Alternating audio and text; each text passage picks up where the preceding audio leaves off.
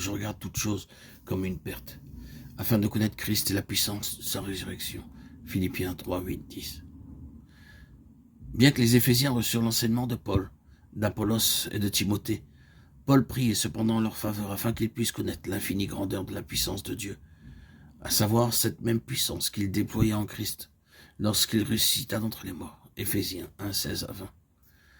Pourquoi devait-il prier de la sorte? Dans Éphésiens 1, 3, il est dit « Béni soit Dieu le Père de notre Seigneur Jésus-Christ, qui nous a bénis de toutes sortes de bénédictions spirituelles dans les lieux célestes en Christ. » Pour bénéficier de ces bénédictions, nous devons savoir recevoir en nous la puissance de sa résurrection. Et pour acquérir cette connaissance cette fois, le Seigneur nous fera passer par des tentations et des souffrances, des peines et des difficultés. La même pensée se retrouve dans 1 Pierre 1, 7.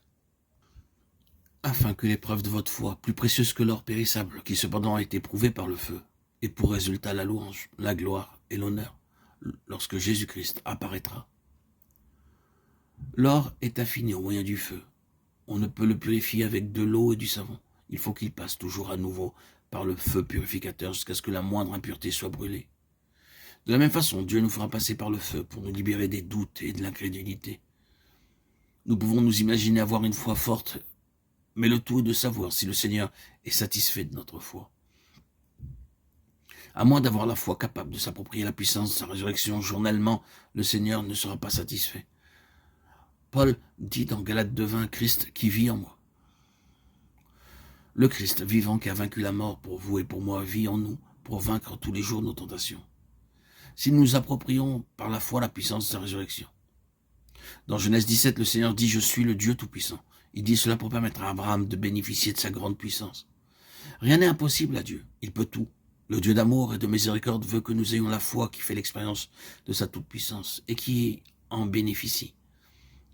À l'âge de 99 ans, Abraham se servait sans doute d'un bâton pour marcher, car lorsque nous vieillissons, nous devenons faibles et débiles.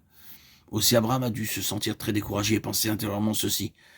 Dieu m'a dit qu'il me donnerait un fils, mais il n'y a toujours pas d'enfant. Doutant beaucoup dans ses pensées, il s'appuyait sur un bâton à cause de sa faiblesse. Alors Dieu lui dit en quelque sorte, « Jette ton bâton et marche droit, n'aie plus cette allure de vieillard. Tu es un jeune homme, sans plus. Pour d'autres, tu as peut-être l'apparence d'une personne âgée, mais à mes yeux, tu es toujours jeune. » Aussi Abraham a pu jeter son bâton, qui illustrait l'incrédulité, le désappointement et la faiblesse humaine.